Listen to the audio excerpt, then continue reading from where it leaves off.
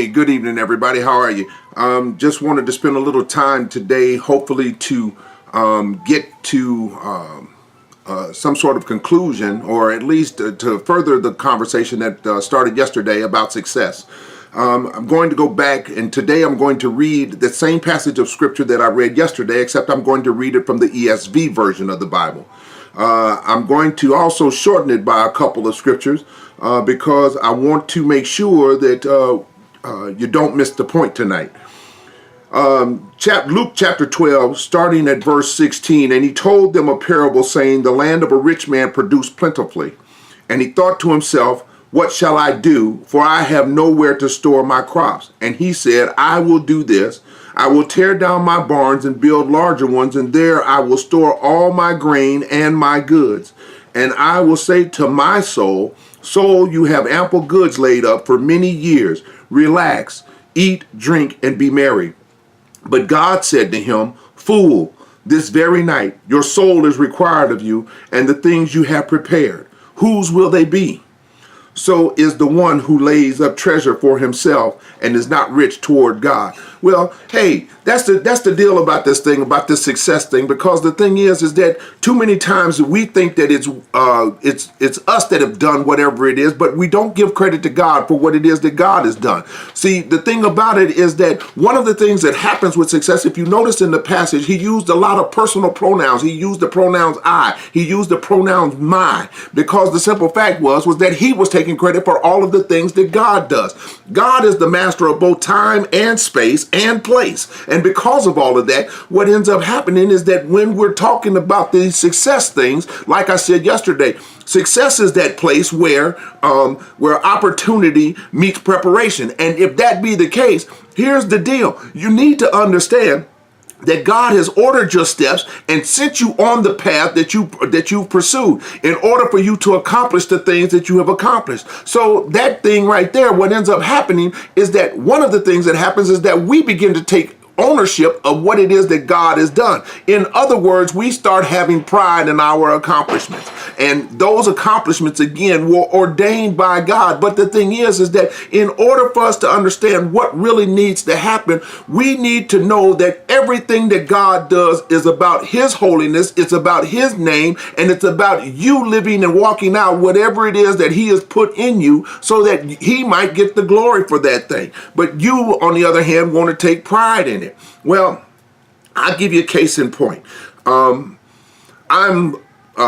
be 60 in a few days, and the biggest thing about that is that I actually have two sets of children. I have my oldest son will be 39 years old. My other son is 37, and then I have a 12-year-old and a 10-year-old. And the thing about it was that for me, the most prideful thing that happened to me this summer was the fact that for the first time, I had all four of my children in the same room at the same time. But here's the thing.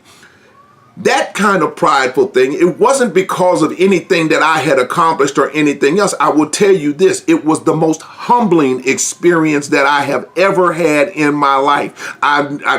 I just don't have enough words to describe having all four of my children in the room at the same time, especially for my older two boys who I didn't have a real hand in raising. But here's the thing. God took care of them. God made sure that they turned out to be what they were. And not only that though, but then God allowed for the mending of the relationship. But in order for that to happen, what I had to do was I had to humble myself to my boys. And how that worked out was that very simply what I did was I went to them and said, hey, look, I didn't really have a hand in raising you. Yes, I supplied the financial part of that thing. But as far as putting and speaking things into you, I didn't have the opportunity to do that. I messed that particular thing up. But here's the deal. I don't want you to say that I'm your father. What I want you to do right now, the best thing that can happen for us is that we become friends. And if we become friends, at some point, God willing, what's going to happen is you are then going to give me an opportunity to start speaking life into you as a father should. And that's where I come up with this understanding that grown men need their fathers too. Because the thing is that here my sons are, both 39 and 37, and yet from time to time, they will pick up the phone and say, Dad, I got this situation going on. This is what's happening. Can you help me? Do you know anything that I can do that's going to make this thing better? So the thing is that here we are now, all of these many years later, and I now have a father-son relationship with father-son and father-daughter with all of my children. And that's only because of the grace of God. I can take no credit for anything that has happened. True success says that I give God the credit for everything that has gone on, because true success that is given by God, has a humbling component to it. It says that you still have the ability to be humble and to be humbled by the things that God does. Now, in my professional life, I just got to be real honest about it. That particular success, especially coming from Southeast San Diego, Logan Heights to be exact, and to have made it to become the manager of information systems for the United States Postal Service, I just got to be honest about it. Sometimes that particular success, and knowing that I've had that success and all of the work that I put in, but a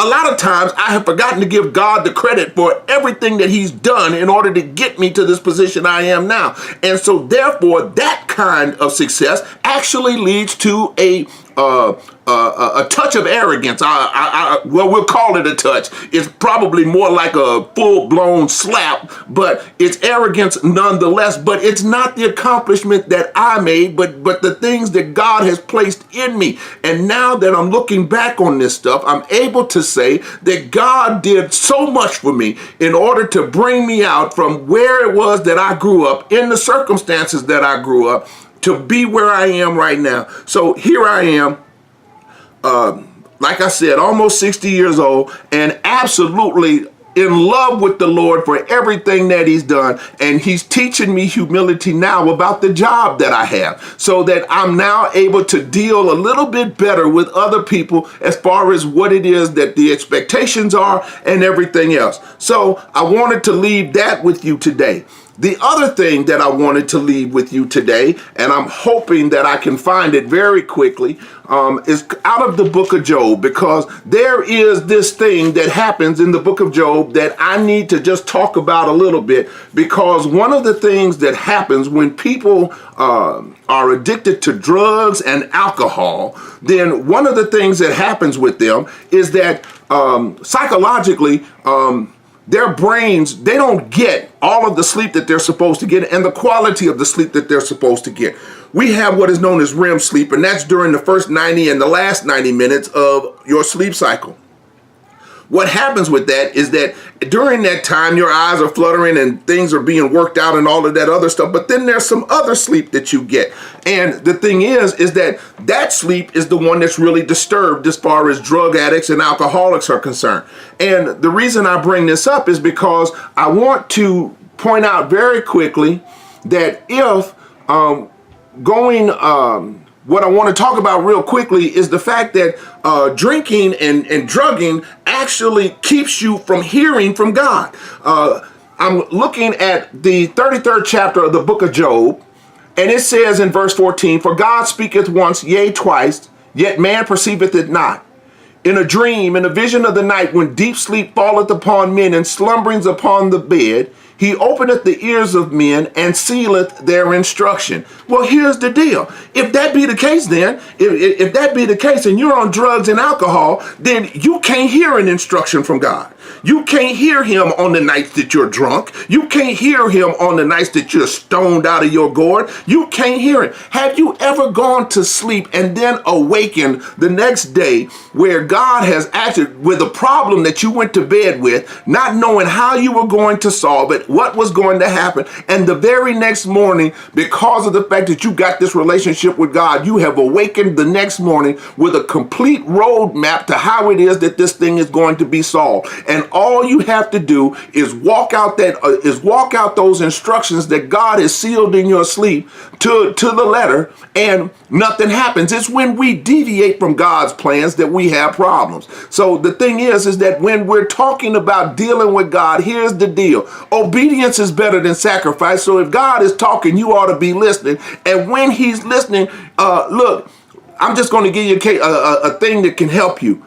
In the middle of the night, when God wakes you up out of that sound sleep you were having and starts talking to you, maybe, just maybe, you ought to have a pen and a piece of paper or a pencil and a piece of paper right by your head, right by your bed, so that you can actually take notes as to what it is that God is saying. If you remember in the book of Samuel, Samuel as a youngster was in the temple with Eli. And so what ended up happening with that is that he was in the temple with Eli, and so he hears the voice of God, and he says, Samuel, Samuel. And so Samuel goes running to Eli. Yes, Lord, and says, yes, Lord, what is it? And he doesn't know who it is that he's thinking that it's Eli. He does that 2 times, and the 3rd time he comes back, Eli says to him, look, when you hear that voice again, you say, speak, Lord, your servant heareth, and God's going to talk to you. So God actually talks to Samuel in the middle of the night.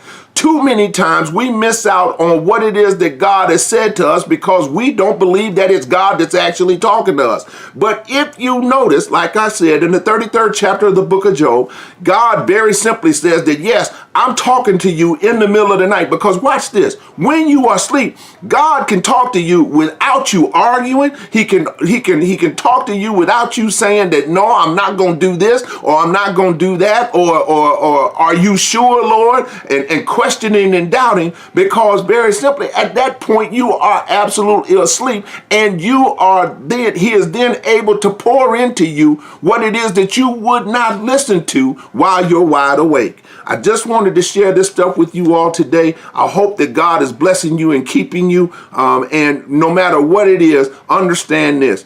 My favorite scripture in all of the Bible is Romans 8:28. And you know, not that you're guessing, not that somebody's got to help you understand or anything else. This is knowledge that you yourself have, and you know that all things work together for the good for them that love God and for them that are the called according to his purpose. Talk to God, find out what your purpose is, and you'll know what it is that God has for you. May God bless and keep you. We'll talk to you later. Bye-bye.